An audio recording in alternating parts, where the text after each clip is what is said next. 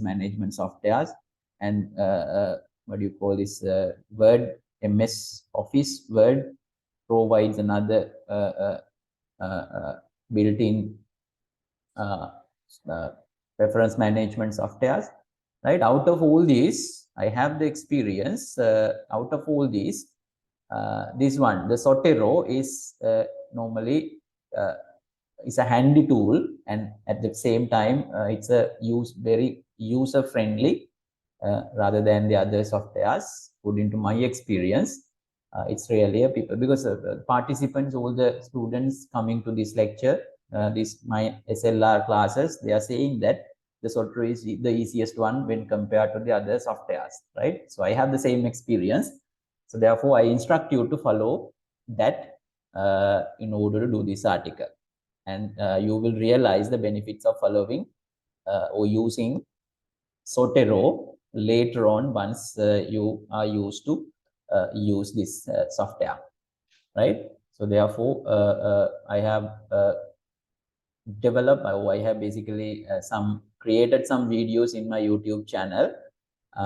Basically, I have given these links. You can easily watch them. These are on public. Anytime anyone can watch these videos, how to download, how to use, and how to reference or how to cite references in your research project using Zotero, right? So these 3 videos will be really helpful for you to learn how to handle Zotero in reference management.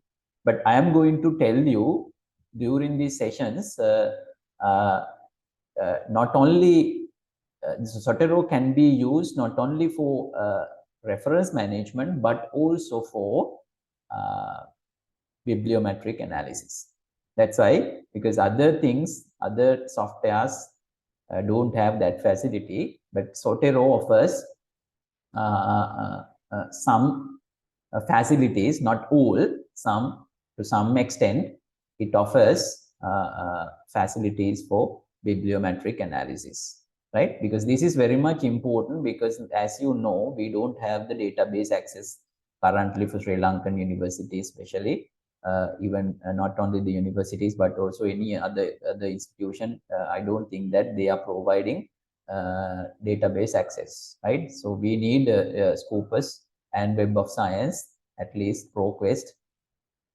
Emerald, I don't think that the Emerald is available, right? There are some, access points to some universities, but I think already the access subscription has already gone, already outdated, right? So renewal is banned by the UGC, and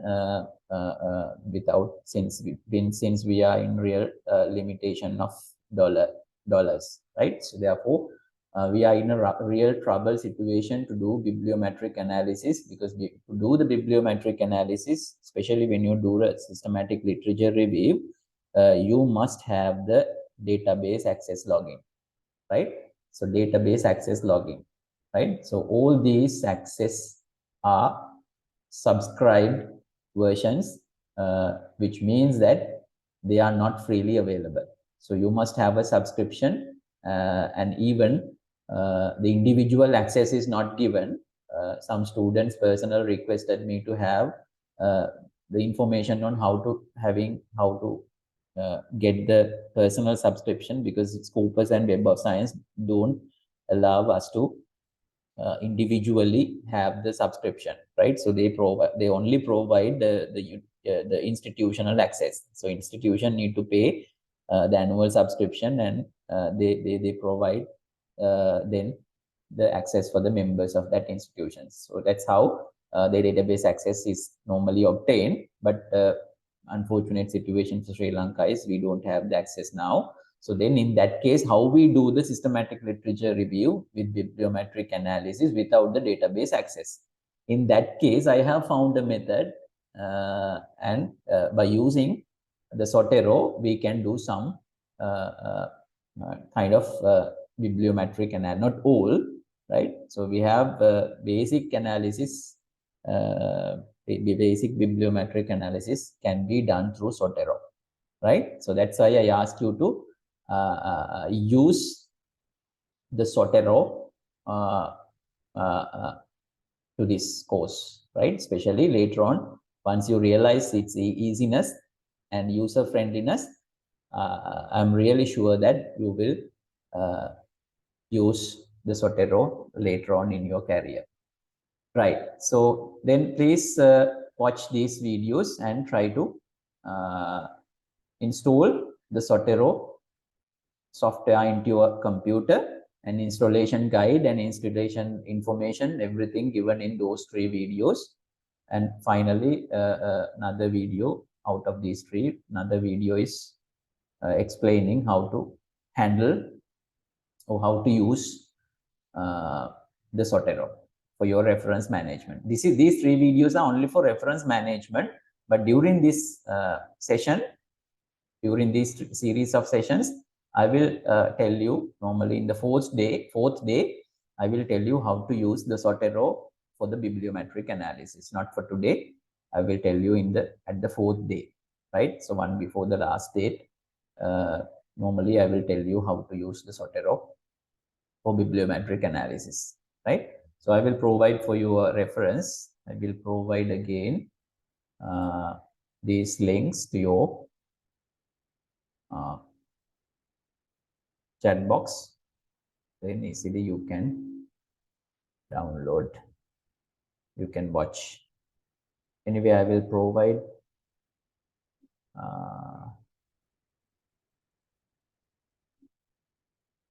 I don't think that it's really working. Yeah, it's working. Right, the first one is working. Yes. The second one is access the following articles. All these are my published informations, published articles. I have given nearly 7 articles. 1, 2, 3, 4, 5, 6, 7 articles that was published during the last year. So all these are published in index journals, published by reputed publishers like Emerald, and MDPI publishers. So and others are almost done by other universities, foreign universities. So please refer these. All these are systematic literature reviews. Throughout these sessions, I'm using time to time. I'm referring all these articles and their contents, and I will take examples from those articles. Right. So these please consider these as the recommended text for your for this series of lectures, right? Recommended text, because I'm taking examples from these, and these are the what do you call this, standard articles to write a systematic literature review, right? So again, I can provide the same links to you through the chat box, right? I think, was that sent? Did you receive the previous? I think I have sent only one person. Yeah. Did you receive the previous? I think now. No, we can't. Yeah, I think that now it is received. Did you get that?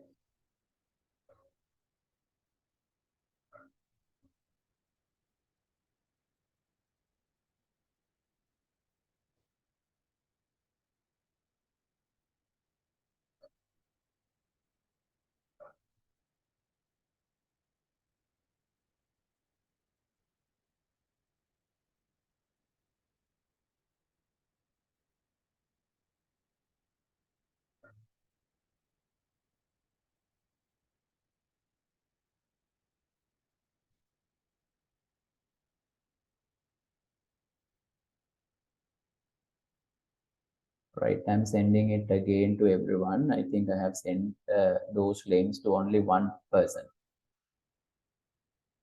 Right, check whether that those links have been received to you through the chat box. If not, let me know, please. Did you receive those links?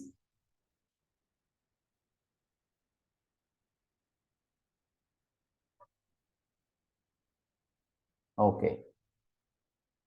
Right. Then, right. So those are the recommended articles and Sotero reference management videos. And so the next one is your fields and disciplines. For that, let me know, please, and let me know your disciplines. I guess most of the participants are coming from Sabaragamuwa University, and nearly, I think, according to the schedule, according to the list, more than 10 people are there, and half from Sabaragamuwa and half from other institutions, right? So let me know, please, again, since we have 50 people representing different backgrounds. Let me know your areas or disciplines, and for that I have prepared the Google Doc, and that will be shared to you. And this one.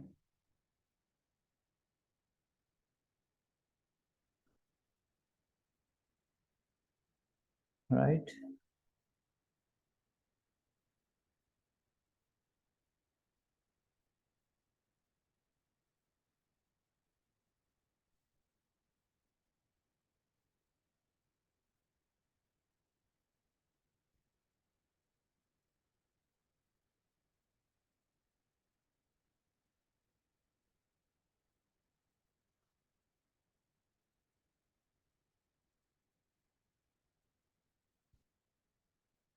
Right. Kindly, Ms. Gauthami or Dr. Gauthami, kindly send me all these email because I told you in the beginning, sometimes you might not have joined during that was told. So kindly update. I have sent you a mail to the provided email at your registration saying that because I have already added Excel sheet into that mail, shared Excel sheet, and go to that Excel sheet and update your email information. For example, this one, right? So I have shared this one through a link, and go to this column and kindly update your information, Gmail address, right? So that was told at the beginning, right? So this one,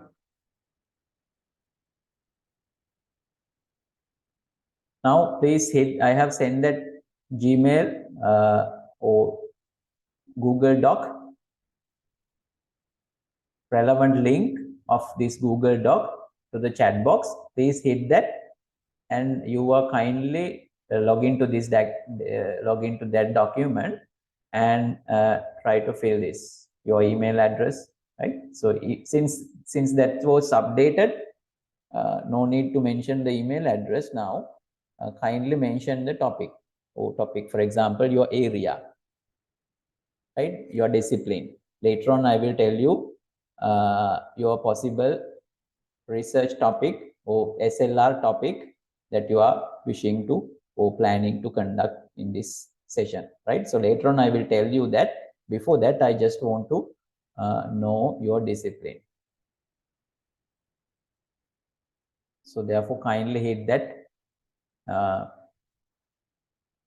link, and so once you hit that link that I shared already through the chat box, then you will drag into this document, and you can write the information in the discipline column. For example, Dr. Himalshit can write something in the discipline column.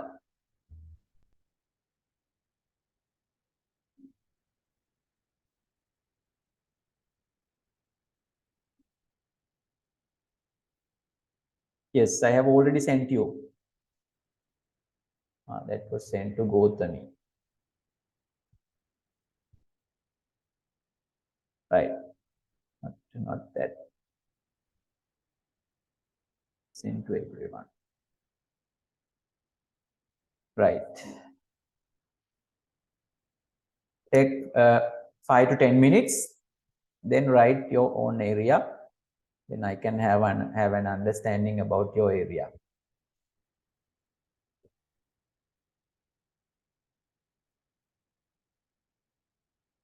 I'm asking you to do this because there are some other people joining to this course apart from the Sabaragamuwa University staff.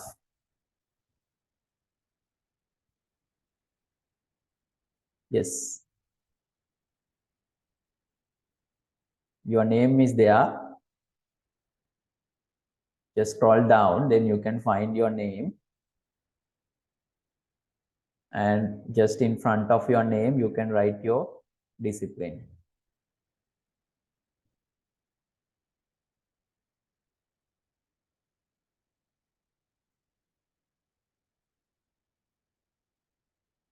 Those who haven't written the email address, Gmail especially, you can write in front of your name the relevant Gmail address as well.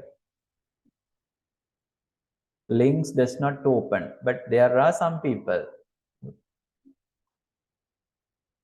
who have already joined. Let me check again, because the people who already haven't had the access might be that they are already logging using other emails. Kindly logging to your Gmail, and through Gmail you can access the link.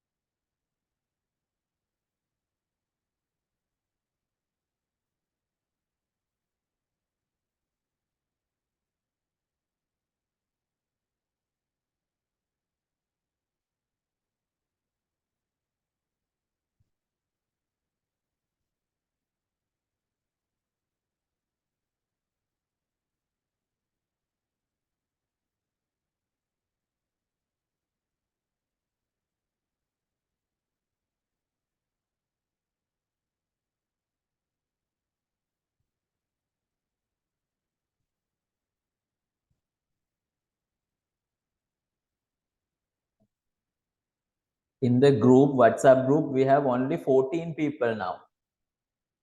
So 6 more people left for joining. Kindly join me, because through this group, we are communicating with each other. No emails will be used later on. Right? Because I don't have the time to watch, see the mails, because the various mails are coming. So therefore, I ask everyone to communicate with me in case of any technical issues, and for further communication about this process. Kindly log into this WhatsApp group that I have already shared with you. I have the link was shared at the beginning. Just scroll up the chat box, then you can find the link, invitation link.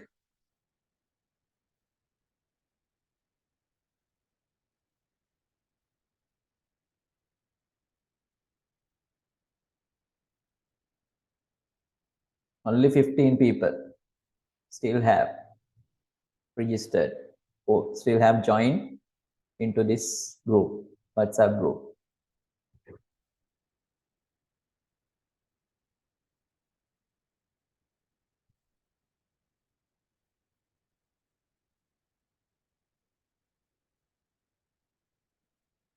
Right, I'm sending it again. WhatsApp group invitation.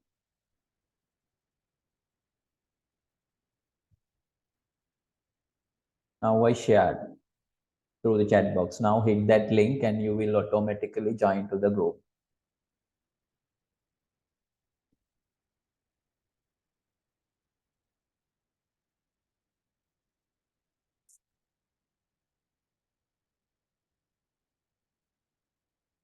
Don't try to open this group. Just hit that group invitation. Then you can automatically.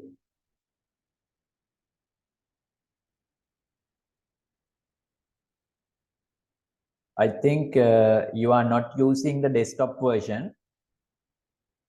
Yeah, which means that you are not using desktop version. So try to bring that link into your mobile phone, then hit that.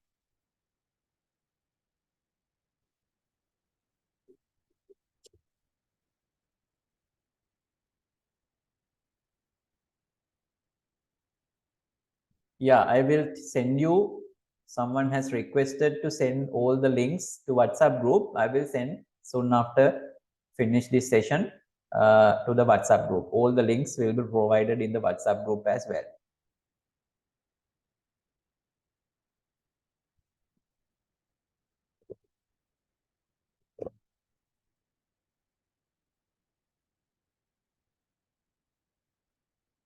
Still anyone having any problem with the invitation, WhatsApp group invitation? Because still we are having 15 people already joined. Because initially we need to, clear the difficulties and, clarify the things, any problems first. Otherwise, things that we are going to do maybe repeatedly need to be done if there is no proper communication. Right. So in that, Ms. Gautami, in that case, I think you are not using the desktop version of the WhatsApp. So try to copy this one and try to send your email. And through the email, maybe you can access your WhatsApp in mobile phone.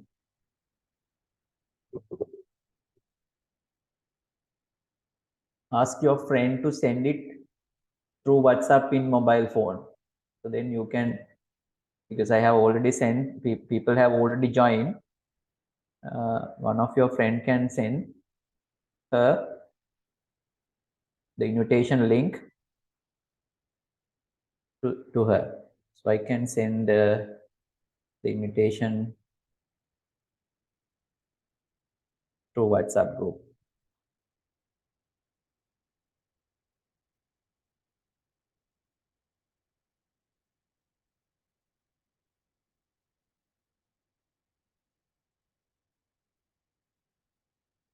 Right, send to the WhatsApp group.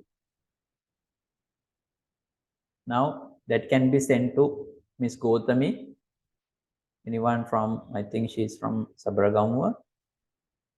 So staff member can send that invitation link to her.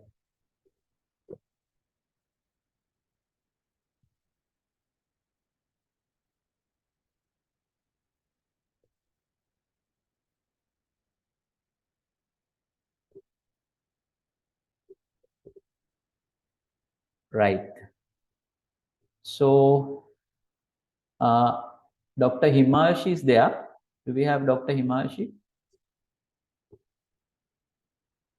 I think she's from Sabaragamuwa, right? Statistics department. Okay. That is Mr. Mrs. Himali, LP Yes, Himali. sir. Yes, sir. Is this Miss Himali? Yes, sir.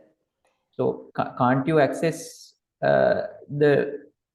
Yes, sir. Now I'm trying to using a desktop mode. Please give me a while. Okay, I'm just asking about whether you are able to access the Google Doc that I shared. Yes, I can't access, but I can't edit. That's why Please give me 1 minute. I'll do it. Okay. Because I have already shared everything and enable. Try to log in with your Gmail.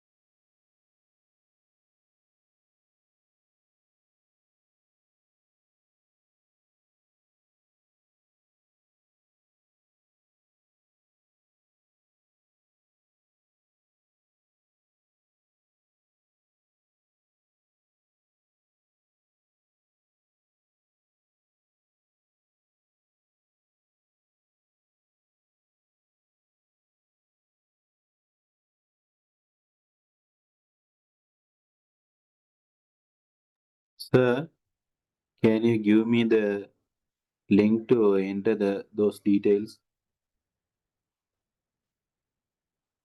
Okay, now I got it.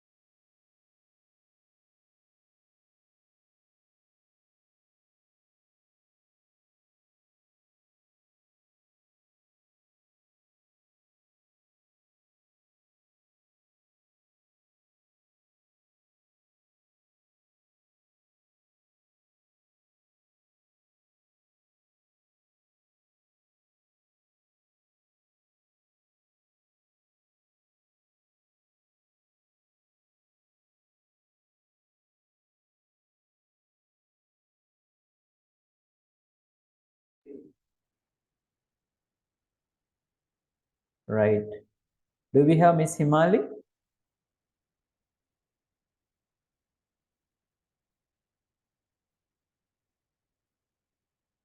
Yes, so I am here, but um, Can you access right now? yes, The I document? can, but You can't. yes, it's difficult. Still you can't? Yeah, I can't. What is the mail that you are using? Gmail or other language, other mail? Now I'm going to using Gmail. Is it okay? You must be able to do that. Okay. Again, I'm sharing the document, Google document. Just hit that. Mm. Then automatically you are dragged into that document. Anyway, so try to write your discipline later on. Okay. I think others have already written. Mr. Amal is left, I think. Mr. Amal's information is not already filled, has not been already filled. Right, others already filled. Right, done. Thank you so much. Now I'm move on to the other one. Right. So what is reviewing the literature? Right. So as there are more people, there are people from other disciplines. I'm telling in detail. So what is reviewing? Right. So I think the academics are not needed to explain these things since they are always involving in research. So I believe. But anyway, since we have other people from different disciplines, I'm starting from the beginning, from zero, right? So reviewing literature Literature review is an essential feature of academic research. As you know, before going to any research activity, reviewing the literature is very much important. Reviewing literature simply means that the current knowledge need to be appraised, right? It's a written appraisal of existing knowledge on a particular topic. Say, for example, if you are going to do a research on a particular area, right? So before going into the research on that area, you need to appraise the current knowledge, right? Current knowledge on that area. So that is essential. Fundamentally, knowledge advancement must be built on prior existing work. So in the sense that when you are going to do a research, so you are going to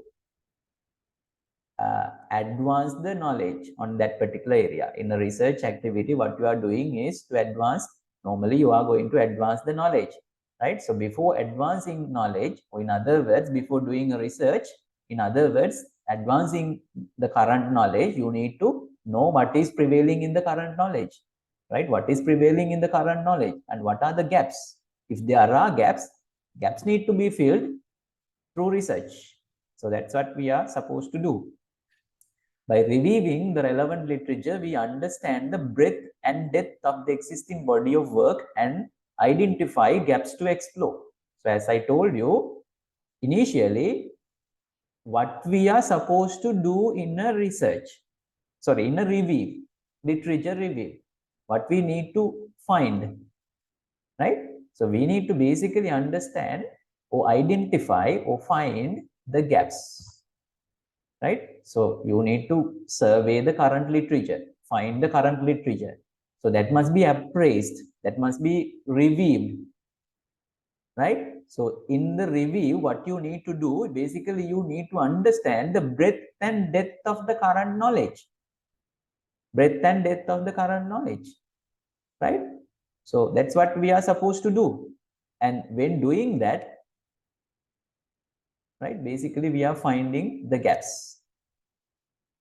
We need to find the gaps, right? So how we can find the breadth and depth of the existing knowledge? By summarizing, by analyzing, and by synthesizing the current knowledge. We can find out the breadth and depth of the existing knowledge, right? So then we can find out later on whether there is any gap on that particular area in the existing knowledge. We can also evaluate the validity and quality of existing work. So at the same time, while you are finding out the breadth or identifying the breadth or depth on a particular area, existing work, you can find out the validity of this work, whether it is validated, it has been already validated, whether the information or the current knowledge is valid, and whether the current knowledge produced by utilizing some methodologies, which means that the current knowledge has been created by using different methodologies, in the sense that normally what we need to do is normally knowledge creation is done through research, right? So knowledge creation is done through research.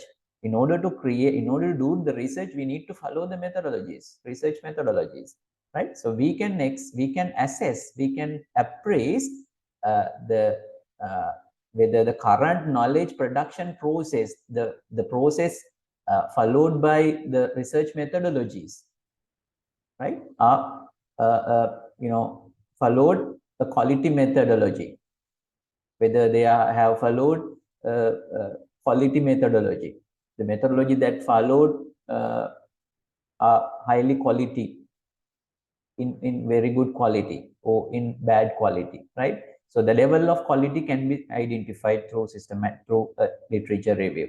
Basically, we can find out the gaps, we can check the validity. At the same time, we can check the quality of research, existing knowledge, and knowledge production process. So quality can be checked, right? So through a review, basically, right? So initially we can identify the gaps, we can gaps of the existing knowledge, we can identify the validity of the knowledge currently prevailing. At the same time, we can check the quality of the current knowledge production process, which means that, in other words, the methodologies, the quality of the methodologies the researchers have followed to create the current knowledge, right? So those are the main intentions, main scope of a review, right?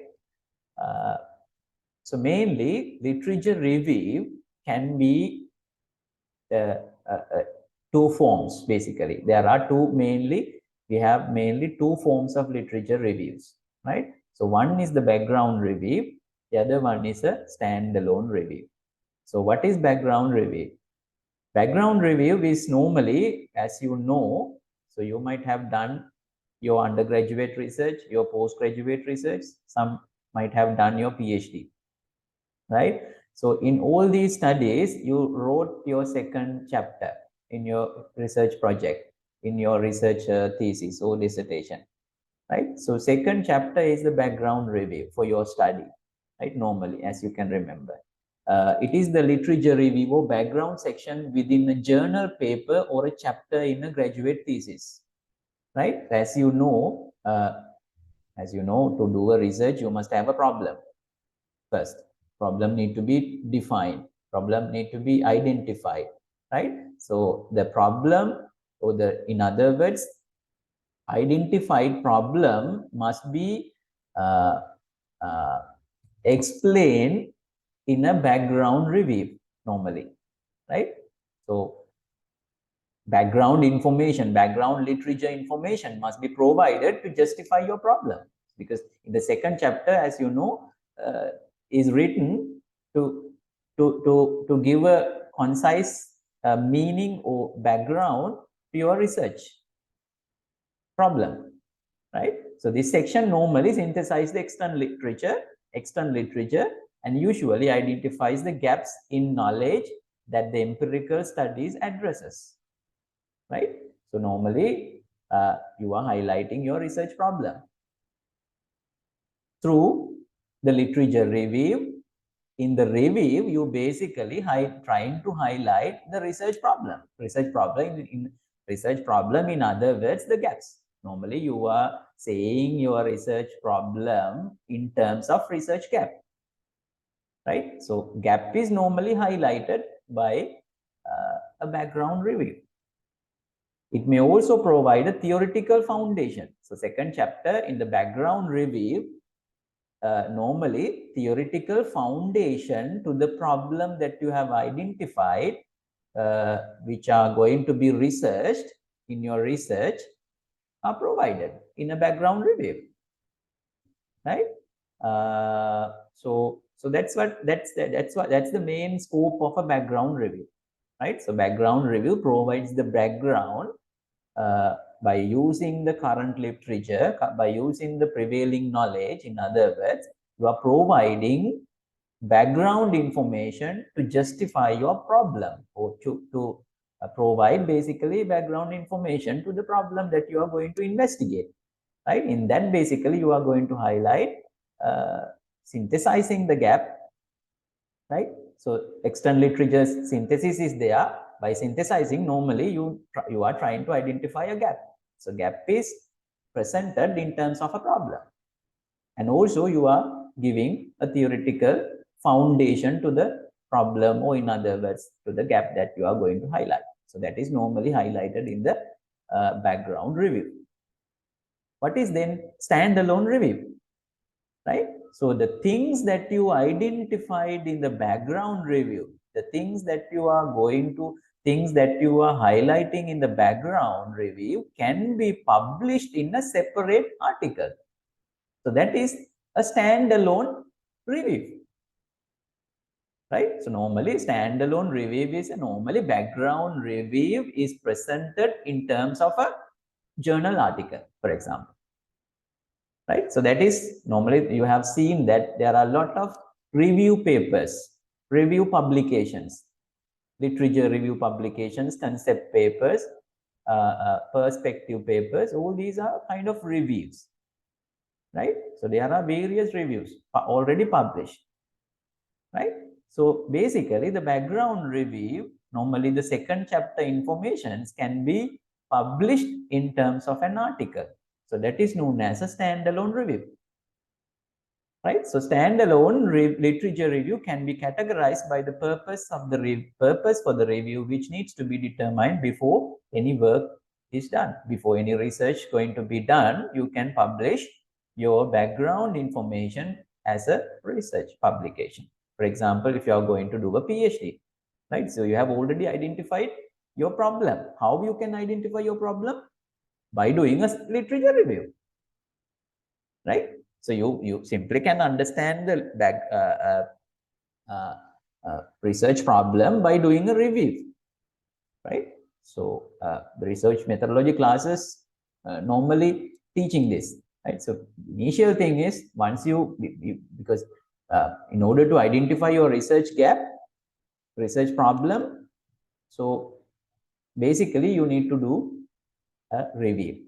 Empirical or current knowledge need to be reviewed, right? Literature, in other words, literature need to be reviewed. So the review literature can be published in a separate article, as a separate article. So that is known as a standalone review, right? So then based on these two types, right, basically,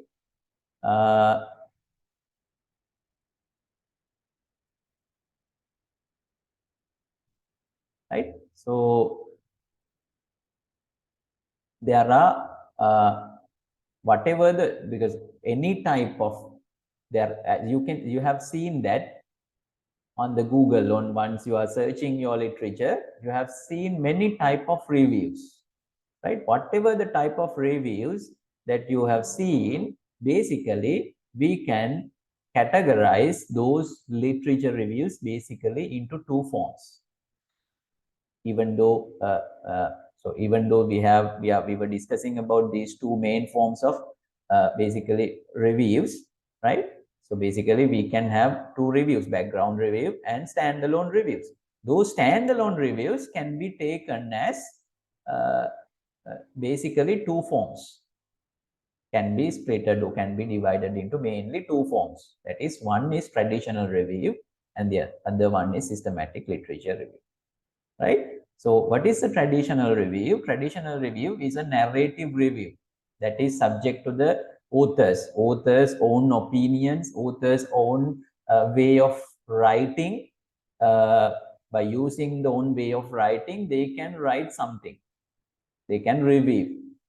By reviewing, they can simply identify a gap, right? So authors use variety of styles, different styles that depending on the person, right? So one person can use another. You can find various formats, various type of headings have been already incorporated into the article. And so if you take 10 articles in the traditional reviews, normally can take various formats, right? No, there is no defined method, and they haven't followed no specified analysis as well. Some have used thematic analysis, some have used scoping review, some have used own subjective judgments, right? So with very limited number of articles, by simply googling it, relevant title is taken and Google it and find 10 or 15 articles and write their own, right? So that is a traditional review.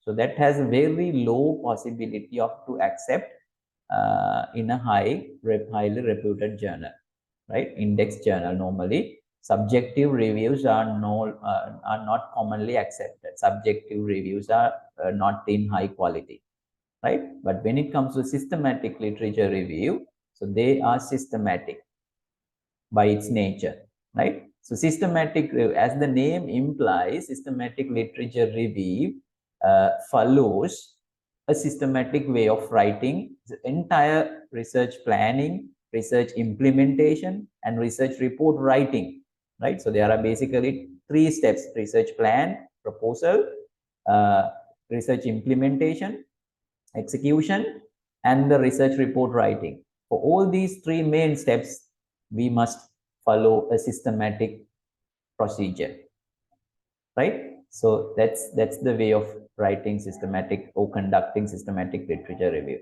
So there is a systematic, no narrative reviews, because there is no room to write anything that we want. Subjective narrations are, eliminated, because in order to eliminate this, systems and procedures have been introduced, right? So there are what do you call this? There are responsible institutions, world leading institutions. They have given us principles, systems, procedures on writing systematic literature reviews. One famous is the Prisma, right? So therefore, narrative reviews are eliminated. And when it comes to variety of styles using in traditional review is prohibited by using a structured approach. There is a structured way, prescribed structured way to follow systematic, or to do systematic literature reviews. There is a structured way. So that cannot be varied by single other persons or authors. Everyone must follow the structured approach. So title must be written in this way. Introduction must be written in this way, right? And articles must be selected in this way, right? Articles must be reviewed in this way, and analysis must be done in this way, right? Finally, reporting or in the manuscript writing must be written in this way. So there are guidelines. That is a structured approach prescribed for proposal writing, execution, and report writing. All these three. And all these methods are rigorous, systematic, subjective, scientific, and rationalized methods. Because all the steps have a strong rationality behind that. Scientific rationality is there.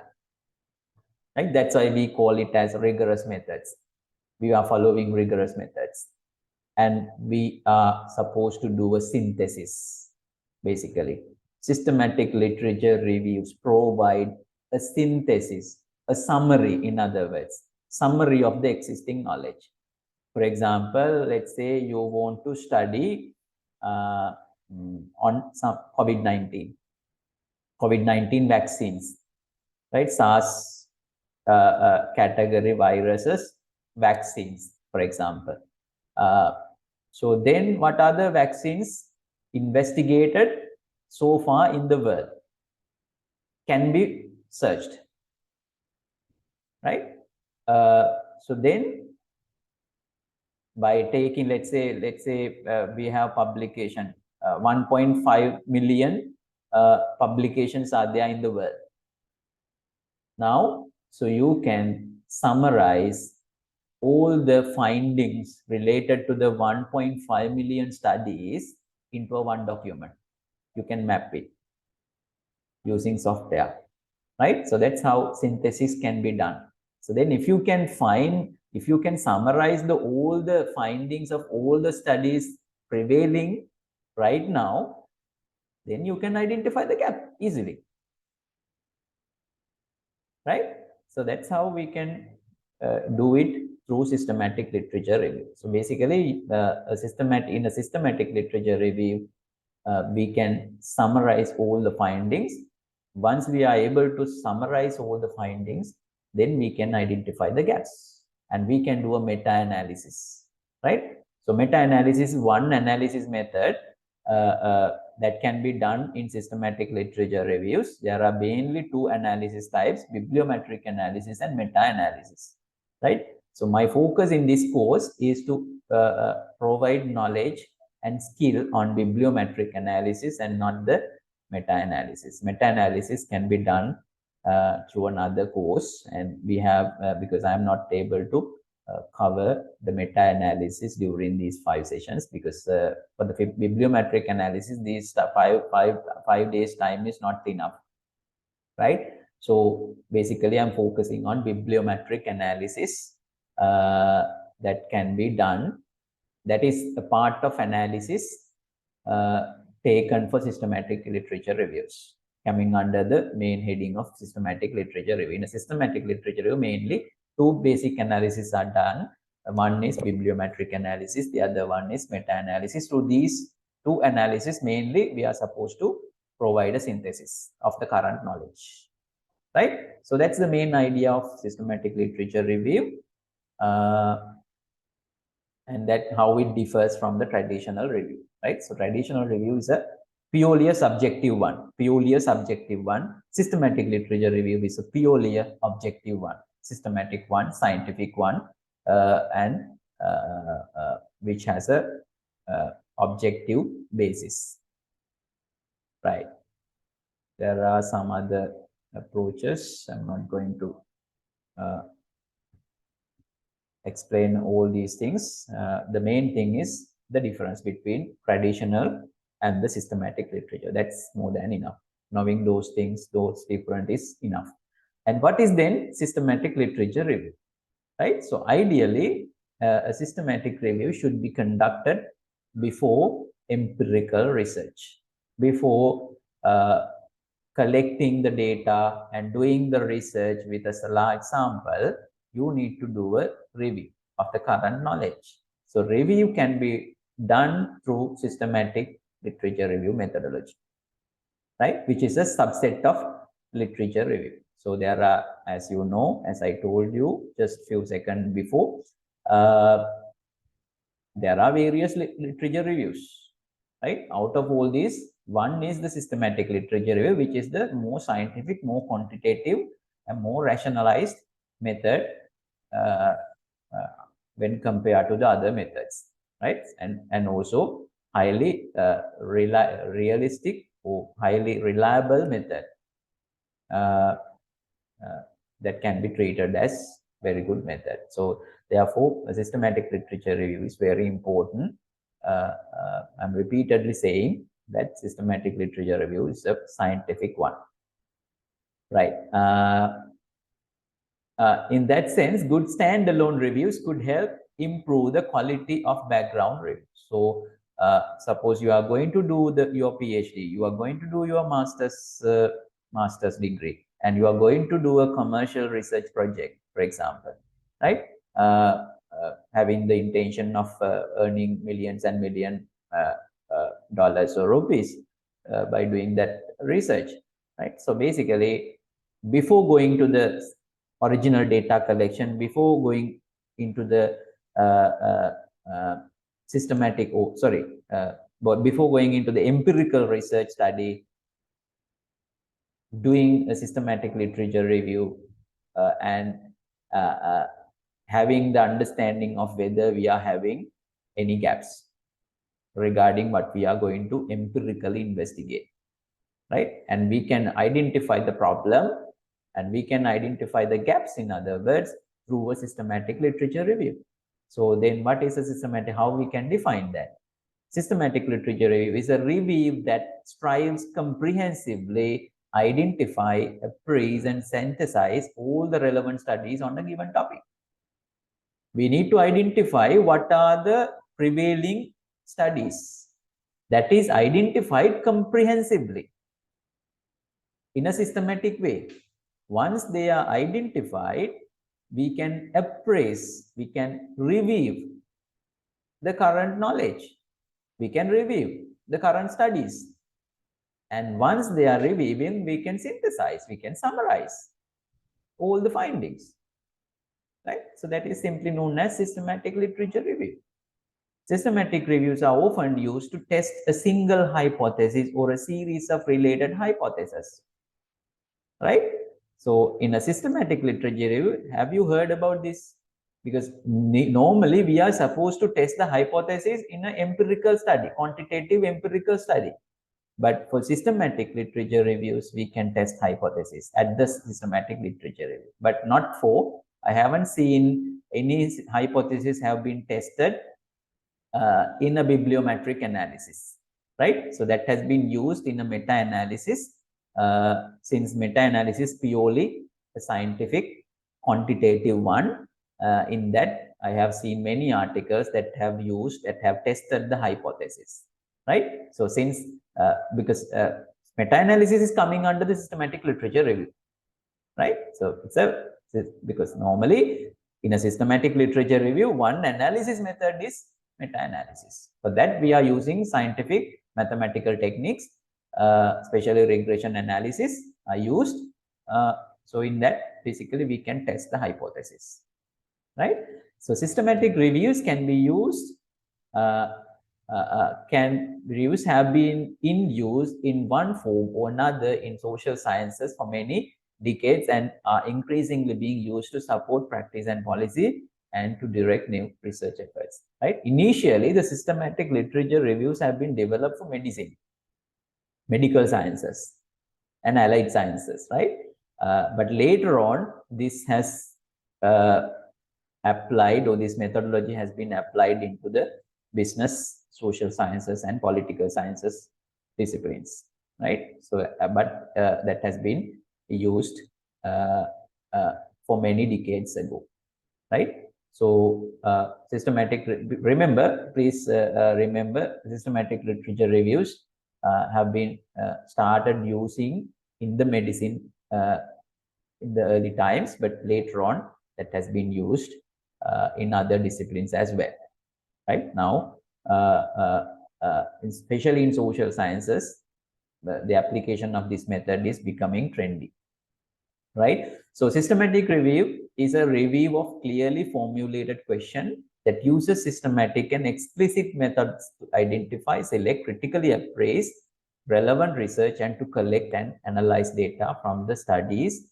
that are included for the review. Basically, we are targeted, we are supposed to get, let's say we are supposed to take 1,000 articles on a particular area. We are taking 1,000 articles, right? So we basically have a search area. Basically, suppose we are going to study a particular area, right? For example, metaverse technology. Nowadays, we are talking about metaverse.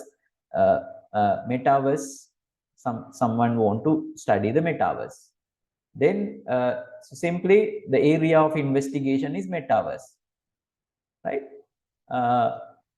Then metaverse application in human resource management, metaverse application in statistics, metaverse application in biology, metaverse application is application in medical sciences, right?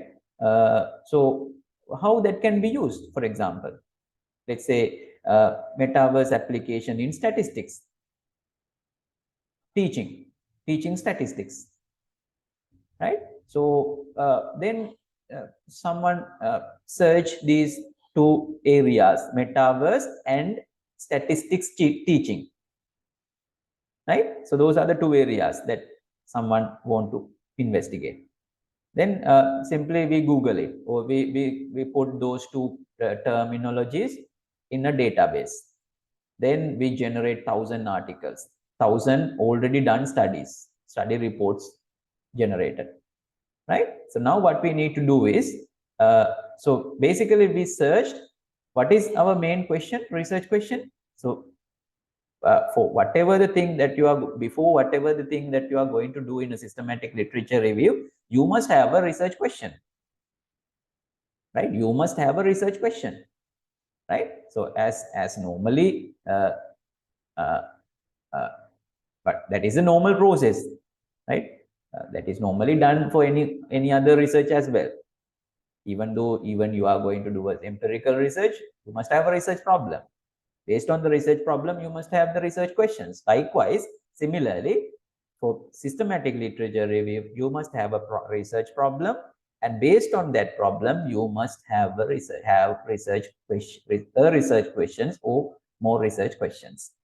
A research question or more research questions, right? So based on the research question, you can do your research, you can develop your research. So you can develop your search strings. Based on your research strings, search strings, you can find articles. Suppose we generated 1,000 articles on metaverse and its application on statistics teaching, for example, right? So then what you need to do, So you need to critically appraise all this. And by critically appraising, we can identify what are the areas which have the gaps. What are the areas that haven't addressed properly in research investigation, right? What has commonly addressed and what has not commonly addressed can be easily found. Then what has not commonly addressed can be treated as the gaps. And those gaps can be recommended for future more researchers. Future more research investigations can be given guidelines for further research. So that's what we are doing in a systematic literature review, right? So basically, you need to do a research, a review on a particular area, depending on the existing knowledge. Then you need to identify the gap, and gap can be directed for future researchers to do more research, right? So therefore, in a systematic literature review paper, there must be a mandatory section in a paper. So that is the future research directions, right? So because you are synthesizing the current knowledge, and not only the synthesizing, but also identifying the research gaps, right? So synthesize the current knowledge and you identify the gaps. And gaps must be directed for future researchers. And when you are doing a PhD or a commercial project, initially you need to do a systematic literature review and identify whether there is any gap on that area, and gap can be targeted for your PhD, and gap can be targeted for your commercial research, right? So that's how, that's the main importance of doing systematic literature review, right? Statistical methods like meta-analysis may or may not be used to analyze and summarize the data or gathered or the current studies, because as I told you, we got 1,000 articles, and in order to identify, analyze all these 1,000 article outcomes or the findings of that, all these 1,000 articles, we can use meta-analysis, we can use bibliometric analysis. Now in my lessons, I am going to tell you how the generated articles findings can be analyzed for bibliometric analysis, right? So that's the main scope of my forthcoming sessions. And when to do a systematic literature review, right? So what are the instances where we do a systematic literature review? One is when there is an uncertainty on a particular area, for example, about the effectiveness of a policy, right? So nowadays, as you know, we are talking about flexible working, for example, right? We are talking about flexible working with the COVID-19 pandemic. We all are used to use the flexible working or remote working, right? So in that case, people find difficulties because the prevailing law, let's say normally in the according to the labor law, that is applicable to Sri Lanka as well. According to the labor law, Sri Lanka, for example, we are supposed to work 40 hours a week, right? So all the labor laws have been introduced to fit that requirement. But when it comes to the flexible working, remote working, how we can apply those labor laws into the remote working setup? There is a problem, right? So we have a policy gap, right? Even though there are some policies, the effectiveness of those policies are problematic, right? Effectiveness of those policies are questionable, right? So in that case, we can do a systematic literature review on the effectiveness of labor policy.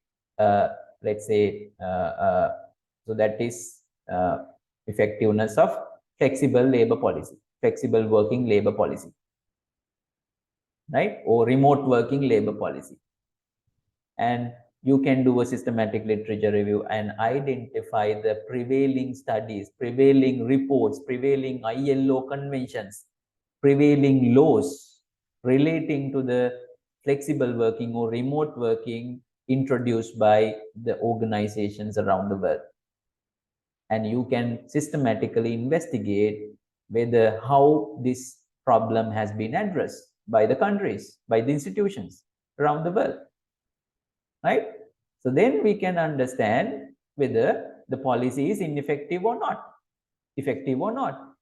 If we find some countries or one or few countries found some methodologies to make it more effective, then we can adapt those things, those policies into our context. So therefore, by doing a systematic literature review, we can have reliable, we can have more accurate information, because we are doing this purely in an objective way, purely in an scientific way. So then the results generated through systematic literature review is highly reliable, highly accurate, highly acceptable, right? So therefore, when there is an uncertainty on something, on a particular area, uncertainty can be done, or uncertainty can be avoided by doing a systematic literature review, right? Maybe a policy, effectiveness of a policy, maybe accuracy of a, let's say, a vaccine, right? So we can search the empirical research data, research output on that particular area, and by looking at by collecting all these information, we can have a synthesis, and through the synthesis we can find out gap, we can find out what has been commonly addressed, and we can identify what has not been commonly addressed, right? So likewise we can understand a particular, whether we have a particular area of uncertainty, and that can be avoided through systematic literature review, right? In the early stages of development of a policy. So let's say we are in the early stages of development of a flexible working labor policy or remote working labor policy. So in that case, the one I told you just before, a few seconds before, can be applied.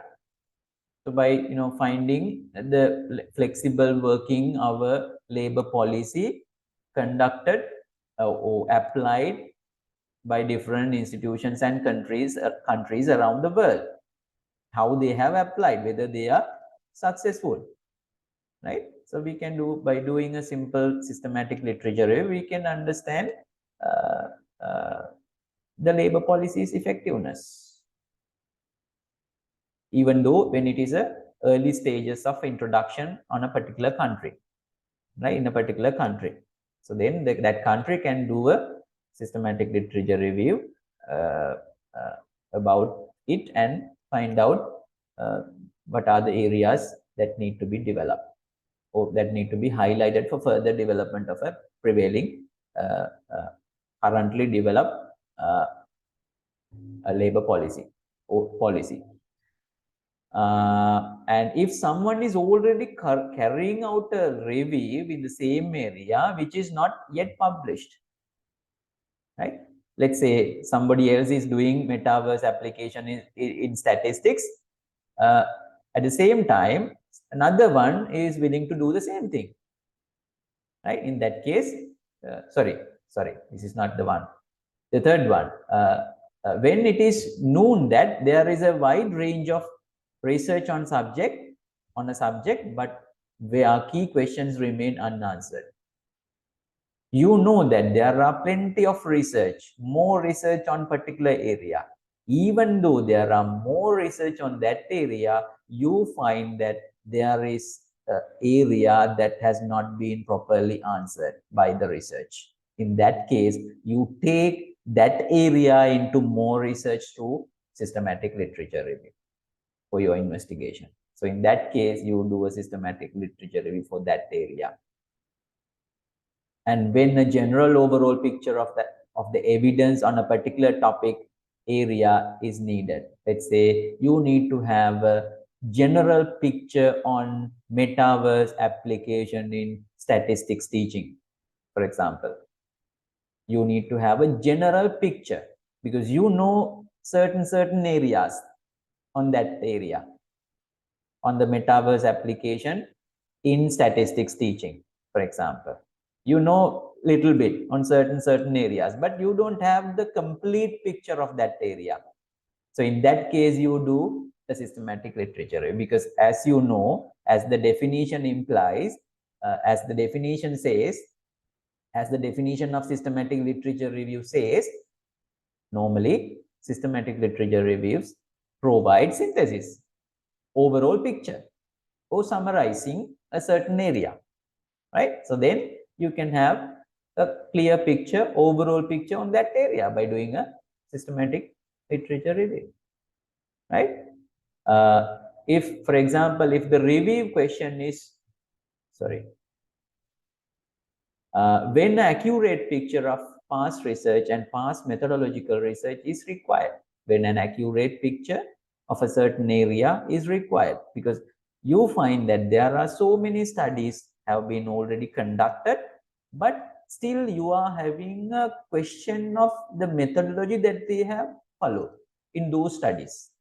The reliability is questionable of those findings. In that case, there is a question of reliability of those findings. In that case, you do a systematic literature review on that area and you enhance its reliability.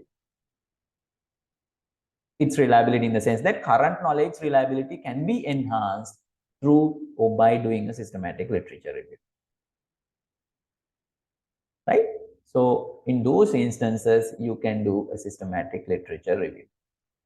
And situations where systematic literature review is not possible, appropriate, and where it is not done, in which instances the SLR is not done, right? For example, if a systematic review is not the right research tool to answer a question, then you are not supposed to do SLR, do a SLR. If there are already one or more good systematic literature review in the same area, which could more usefully be summarized or updated. Let's say you are going to do a systematic metaverse SLR on metaverse application on statistics teaching, right? So you are now planning the research. Then once you are planning, you simply searching the current systematic literature reviews. You basically searching whether there are any systematic literature reviews on the same topic. In that case, you find one research study that has been conducted by using the same methodology, by using the same proposal or protocol, that have followed the same protocol, what you are planning now. Then in that case, you are not supposed to do the systematic literature, because the same has been conducted by somebody else, and doing the same thing is useless. Then you are not supposed to do the thing. Then you are not supposed to do the same research. If the review question is too vague or too broad, right? As you know, problem must be there to conduct a systematic literature review. And once the problem is defined, or once the problem is developed, obviously you need to have a research question, right?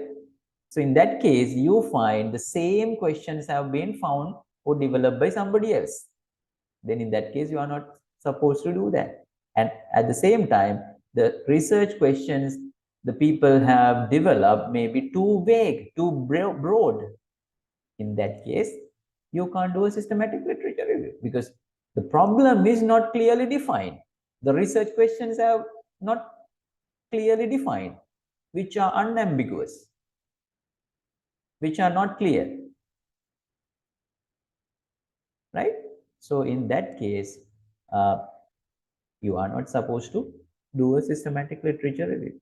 If the question is too limited in scope or too narrowly focused, so that the results of the review are unlikely to be useful to the researchers, And if you or your institution have insufficient resources, for example, you don't have the database access.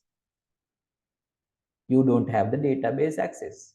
In that case, how you can do the very good systematic literature review?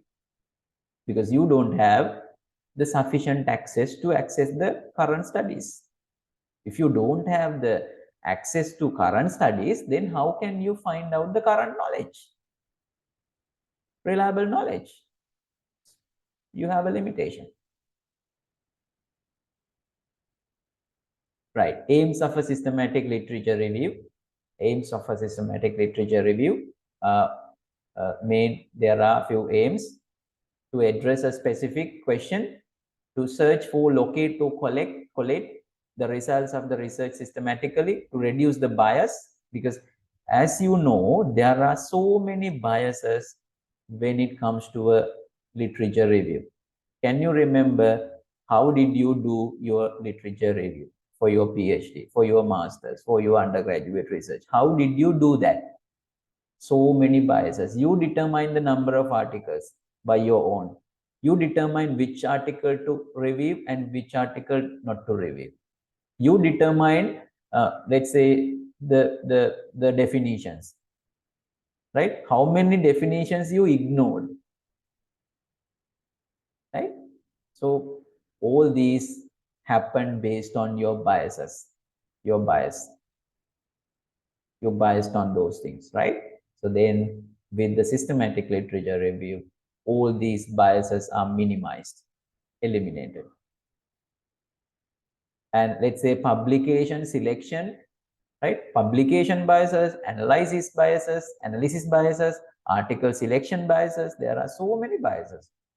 For example, how did you review your current literature for your master's, for your undergraduate, for your PhD?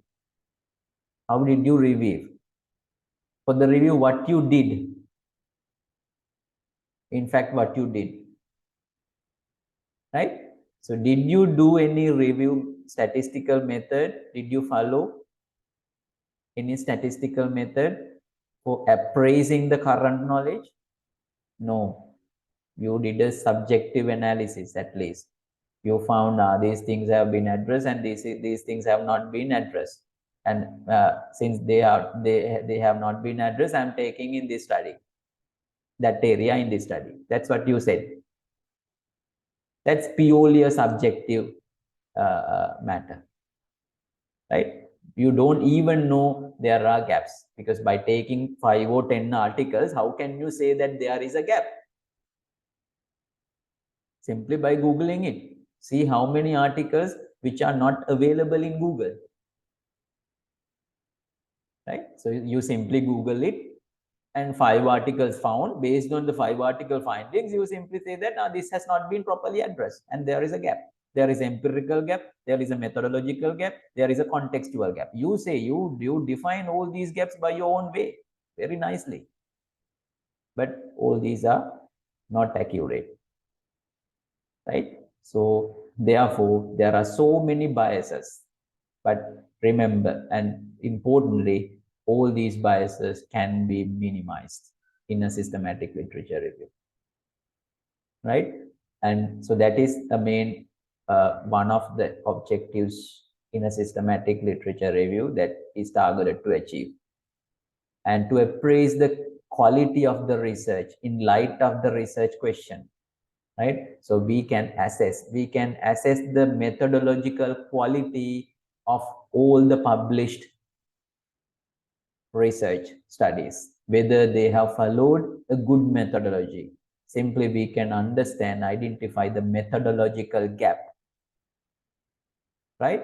So you can appraise all the studies which have followed which type of methodology and whether they are in good quality, and what are the drawbacks of all these studies methodologies,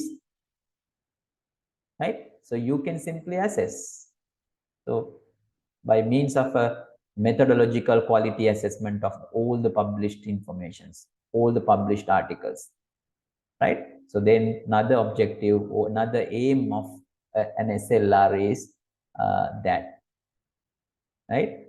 And another aim is synthesizing the current knowledge, to synthesize the current knowledge, to make the knowledge base more accessible, to identify the gaps, to propose future research as an agenda, right? To present all stages of the review in the final report to enable critical appraisal and replication, right? All these are the main objectives of a systematic literature review.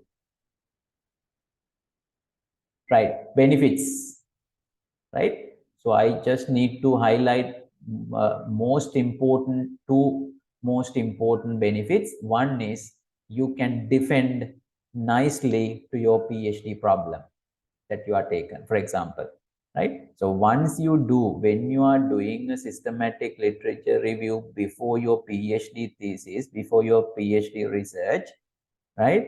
So then the proposal, as you know, proposal is defended, must be defended, right? At the proposal stage, just in front of a review panel, right? So your proposal must be defended.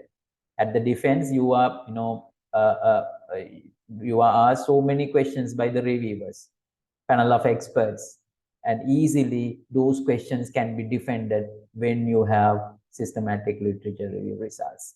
Because you have taken, let's say, 1,000 articles, 1,500 articles, which has been published by people coming from different parts of the world, and I systematically review all these articles, and this is the review methodology, this is the number of articles considered, this is the way how they have taken their methodologies, and this is the way I included the articles, and this is my publication. I have published all this, and I have found the gap, and gap is published, and this is my published information. So then no one can argue. Easily, your PhD proposal can be defended. One is that. The other most important thing is, suppose that you are doing a commercial research. You are going to do a research project for UN, United Nations, that is worth 1.5 million euros. You are, let's say, you are writing a proposal.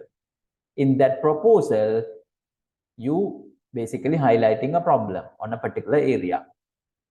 Remember, you are doing a commercial research project, which is going to be done for, let's say, UN, United Nations, right? Or UNDP, for example, or WHO, right? So you are funded by, let's say, 1,500 or 1.5 million euros for this project.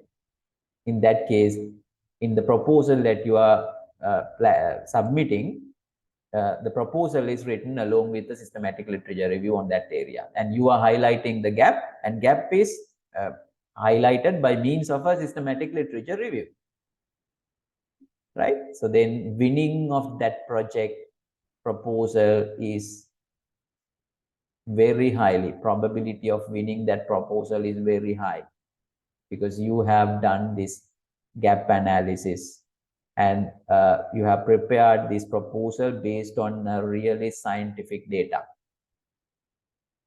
not in a subjective way.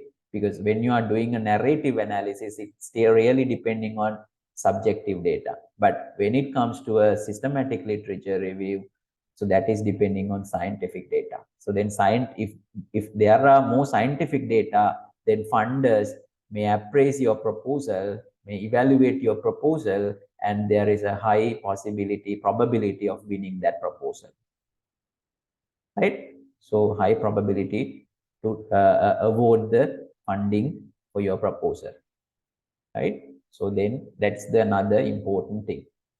There are some other important things, just read it, you will be able to understand, right? So for example, suppose this is a PhD research. As you can see, this is the independent variable, this is the dependent variable, right? This is the mediating variable, and this is the moderating variable, right? So this is the moderating variable. What it says, what this may depend on, this is the determinant, this is the factor, this is the outcome, this is the mediator, right? And this is the moderator. right? For example, gender stereotype changes increase the employee engagement. Once this relationship is intervened by work-family conflict, this is reduced. This is reduced, right? For example, normally in the absence of this, gender stereotype changes will ultimately increase the employees' engagement, right? So once the gender stereotype change of individuals, let's say gender stereotype is, as you know, the family roles of individuals. Women are supposed to do care work activities at home, and men are supposed to be the economic agent of a family. But nowadays, this assumption is purely changed. Now women are now becoming the economic agent of family, while at the same time men or male are doing the household caregiving activities. So then both husband and wife in a family playing multiple roles, right? Women, while playing caregiving, domestic activities roles, she is generating income for the family. At the same time, husband or the man in a family doing household activities, while doing that, he is generating income for the family. So which means that this phenomena is normally called as gender stereotype change. Once gender stereotypes of individuals in a family changed, that results into employee engagement, which means that normally people in a family are the employees in a work setup, right? So once they come into an organizational setup, ultimately because as the men and women, or husband and wife both working, in that case they can share all these activities in a family. Then ultimately employee engagement will be increased. But when it comes to the changing gender stereotypes, gender stereotype change, so that results to work-family conflict. Work interfere to family activities and family interfere to work activities. So that results in a work-family conflict. So once the work-family conflict is there, then employee engagement is reduced, right? So employee engagement is significantly reduced, right? So that is happening in Sri Lanka and the world as well. In 2017, world employment engagement rate was 17%, which means that out of the world working population, only 17 people are really engaged in their jobs, which means that out of the 100, only 17 people are really engaged in their jobs, really contributed into their jobs. In other words, 87 people are really disengaged from their jobs. So this is a real problem, right? 2003, we have nearly 20%, really near 20% employee engagement. In other words, 80% disengagement, right? According to the world data, to the world's working population, only we have, out of the world's working populations, only we have 20% people engaged. In other words, 80% are disengaged from their jobs. So this is really a problem. When it comes to Sri Lankan context, Sri Lankan figures, we have 32% engaged people and 68% disengaged people. 68% is a problem. So due to a reason of this, maybe Sri Lankan people have changed their gender roles and they have work-family conflicts. With that work-family conflicts, employee engagement may be reduced. Then we as a research team try to incorporate try to incorporate a moderating variable that can, whether we were trying to investigate whether this variable can boost employee engagement in this scenario, right? We found that because this is the empirical research model, right? So that we developed, and before that, before empirically investigating this phenomena, we did systematic literature reviews for each and every variable that we develop in this research, for this research, right? So this is the one. For example, we took individually each variable and did a systematic literature review and found that whether this variable, whether these two variables are outcome of this variable, whether this has been empirically investigated. If this has been empirically investigated, we know that we have the knowledge. So, and no point of doing the same thing in a systematic, in an empirical research, right? So we wanted to check whether this model has been investigated by someone else in another context, maybe in Sri Lankan context, maybe in the Indian context, right? So we wanted to find out whether there is a contextual gap, whether there is a methodological gap, whether there is an empirical gap, whether there is a theoretical gap on this, right? So this is the proposed model. We wanted to check whether this model has been investigated elsewhere, anywhere else, right? So then, in order to identify that, we did a systematic literature review, right? So this is the one systematic literature review we conducted, and we published this. Gender stereotype change outcomes. We found outcomes, right? What are the outcomes of gender stereotype change? In other words, we did a systematic literature review, right? And we published in this journal, right? So in this, we basically wanted to highlight, wanted to find out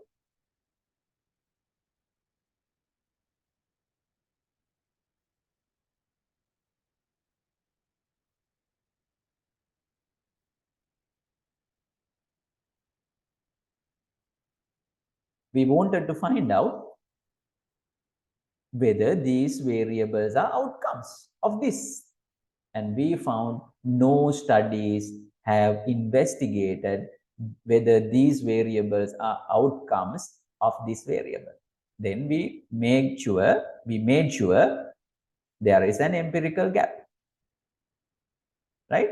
And not only that, but also we did another research to find out what are the definitions, what are the dimensions, and what are the other background information relating to the gender stereotype, because we are going to do a empirical research on this. We need to technically measure, we need to operationalize this variable, right? So in order to operationalize, we need to develop a scale. We need to define this variable, and we need to identify what are the dimensions of this variable. For that, we need another systematic literature review. So that was published, The Facets of Gender Stereotypes Change, a systematic literature review, right? So we did a systematic literature review to identify the facets. Facets are what are the definitions evolved over the time, right? So we took nearly 50 years of publications, starting from, because according to the theory, gender stereotype change started around 1970s in almost all the countries, according to the UN data, right? Gender stereotypes have been started to change around 2070s, right? So then, based on that background, we took all the studies published from 1970 up to 2021, right? Because the study was conducted in 2021. Up to the point the study was started to conduct from 1970. All these publications published, all these studies published during the last 50 years were taken into consideration. And we found that the definitions, how the definitions have been evolved from 1970 up to 2021. What are the dimensions the researchers have found?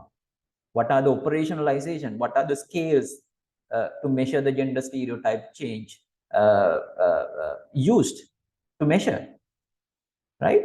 So we identified by doing a systematic literature review. By not limiting that, we did another research, another systematic literature review. Right? So that is this one. Then based on these previous two systematic literature review, this is not in fact a systematic literature review, we develop another article which is talking about the different perspectives of gender stereotypes, right? Because we develop different three perspectives. Based on the findings we obtained through previous systematic literature reviews on gender stereotype change, based on the knowledge we created, we developed three perspectives, and three perspectives were published in another article, right? Another article. So that is highlighted in this article, right? So that was done for gender stereotype changes. 3 articles from 1.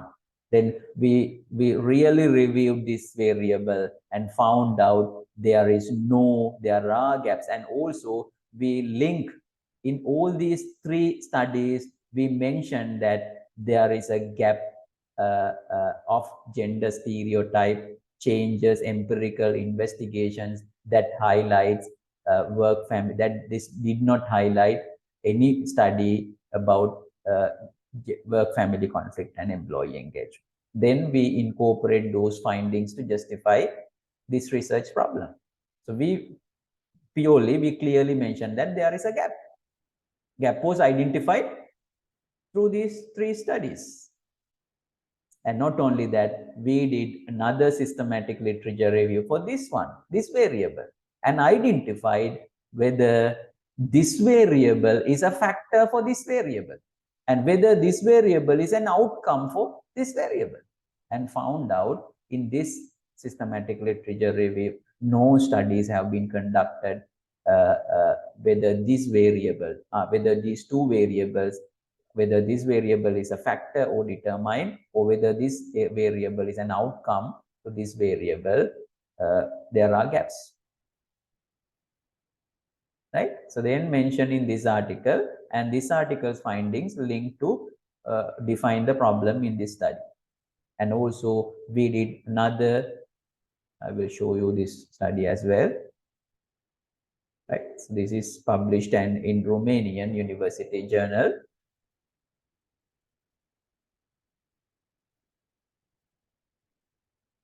Right? Work family conflict in the context of labor market change, a systematic literature review.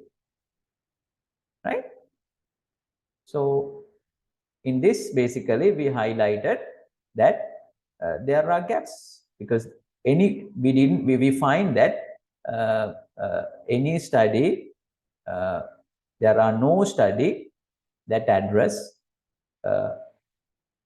in their studies that gender stereotype is a determinant or a employee engagement is an outcome to work family conflict. No studies have been taken those 2 variables to investigate. In that case, we mentioned in this study that there is a real gap to investigate, right? And so similarly, we did 2 studies for this because in this model, our task was to take this variable as a moderator. And in these 2 reviews, systematic literature reviews, no study has taken this variable as a moderator to this kind of a moderator to this relationship. For example, work family conflict employee engagement relationship is moderated by this variable, perceived desirability for disruptive HRM technologies. Right? So then we did that one and identified no studies have conducted, taken this variable as a moderator to this relationship. And so we identified that there is a gap. Right? So then by incorporating all these 1, 2, 3, 4, 5, 6 studies, findings, we develop another article. And we propose this model in a concept paper. Because this is the concept we have already developed based on these reviews. Right? So then this concept was published by means of another article.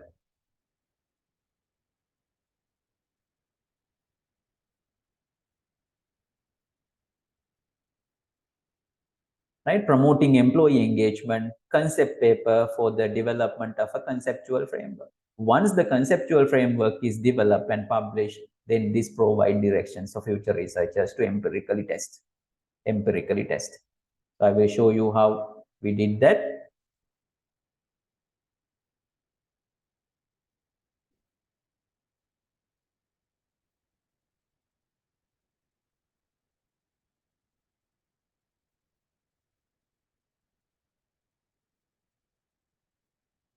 Right? For example, we developed different perspectives.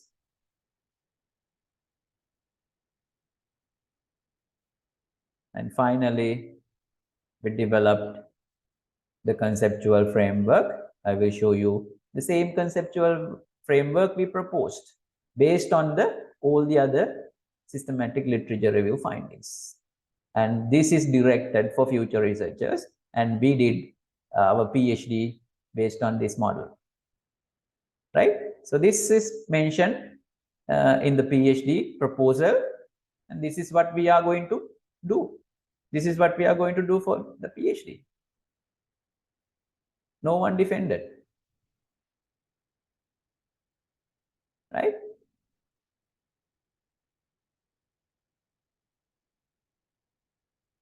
Right? So this is what we did. Now, the summary of all this, right? Summary of this slide is given in this, because this is the table that we developed for PhD proposal. Problem statement was justified by this problem. This table, the problem statement, the problem of the PhD research work was defined by this table.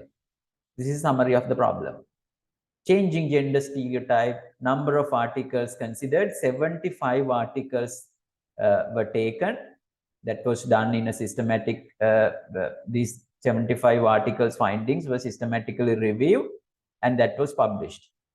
And for the work family conflict, we took 420 articles, and that was systematically, their findings were systematically reviewed, and that was published.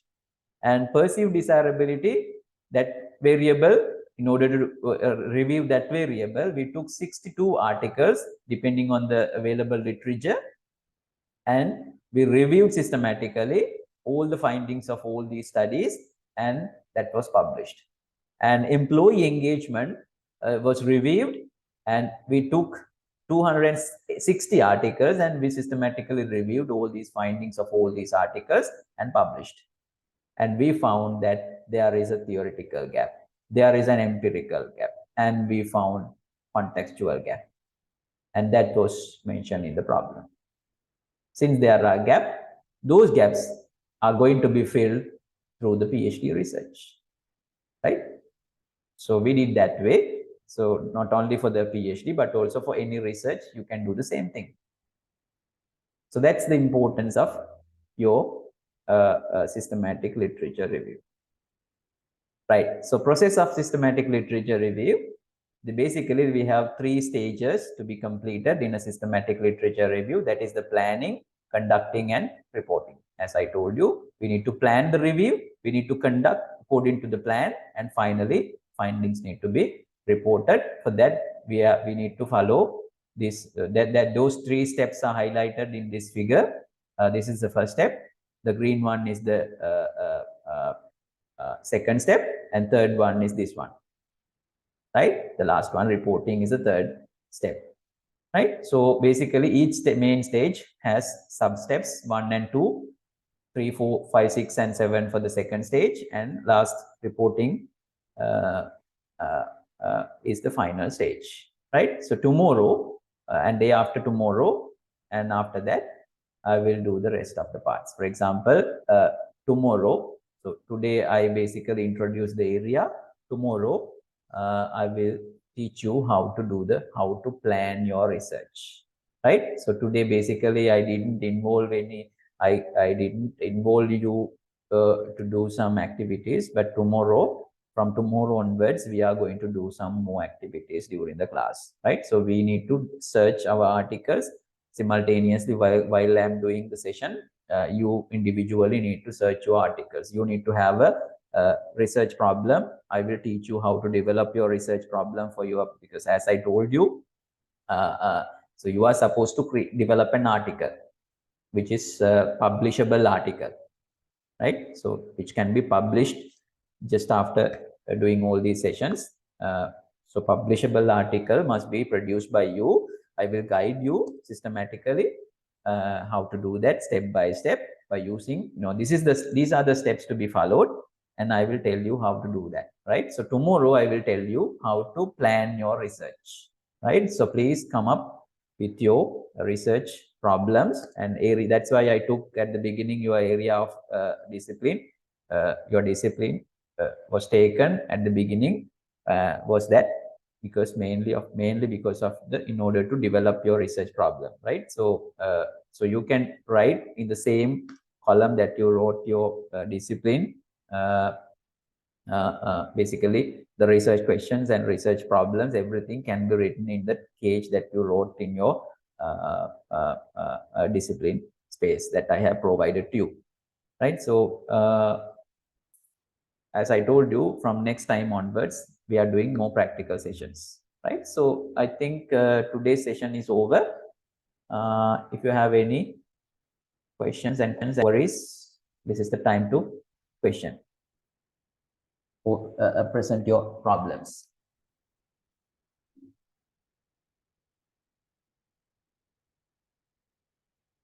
Yes, any comment, any view on this, any suggestion?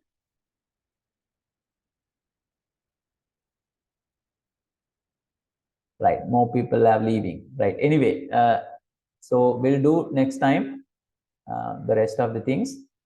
Until then, so have a good time. Thank you, sir.